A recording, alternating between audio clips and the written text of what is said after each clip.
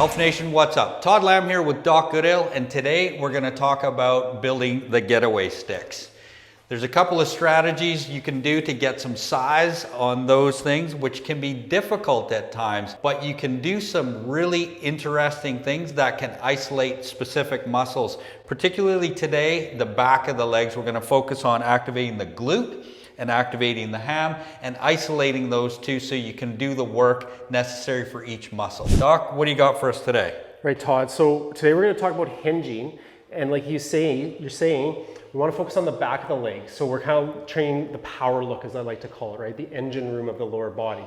So we're all very familiar with quads. We have tons of videos on how to target the quads with movements like squatting and lunges. So today I want to kind of focus on the back of the body and show you how we can take one movement and just make small tweaks to it, and we can make it more hamstring dominant or we can make it more glute dominant. So for a lot of you guys out there, if you've got any low back issues or the like, just make sure that you're conscious when you're doing these movements. Start really, really light. Even just working with body weight and let's say a wooden stick might be a great way to start.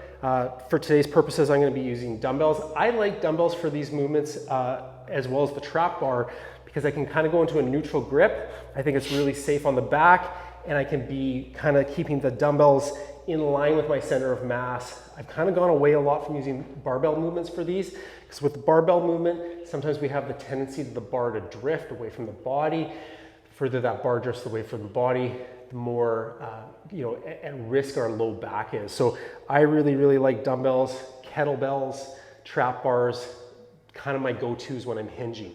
So, technique, boys, technique. Yeah, and then the technique, not only so important for us to prevent injury, but the technique's really, really important to feel the movement, feel the tension, feel the stretch. And from that feeling of tension and stretch, we know which kind of muscle is on and which one's kind of the prime mover. So let's talk about hinging for the hamstrings.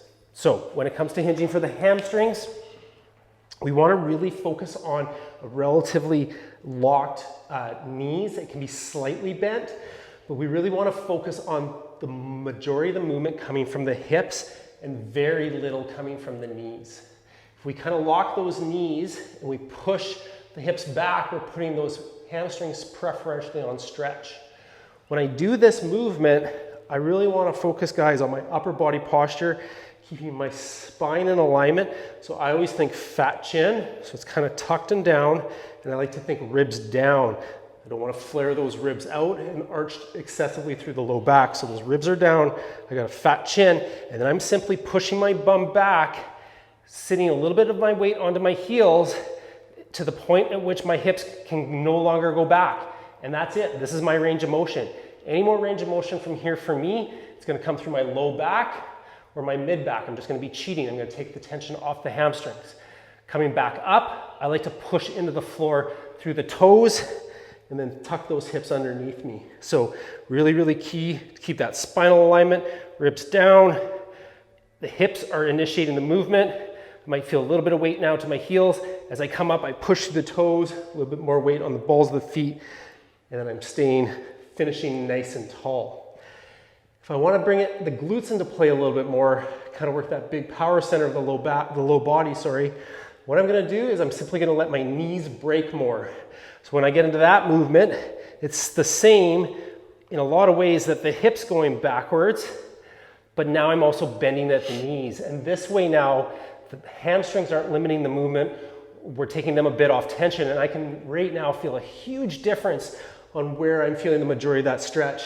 So getting a lot more into the butt as opposed to the back of the legs. So now there's a bit more of a simultaneous bend at the knees and bend at the hips if I want the glutes to kind of be the dominant muscle group that's working.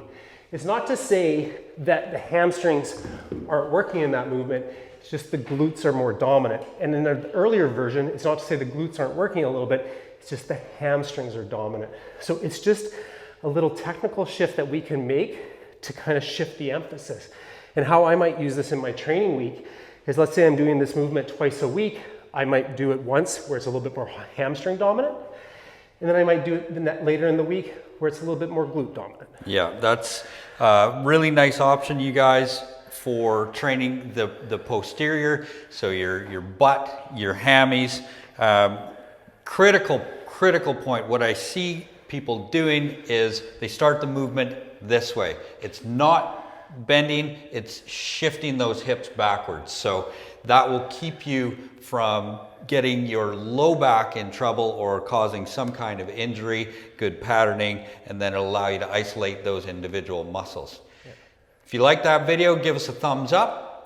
If you have any questions, write them below. We'll get back to you. Make sure you subscribe. We're always here creating videos and content for you guys to look and feel your best. Unleash that warrior within. Thanks, Doc. Okay, thanks guys. See you next time.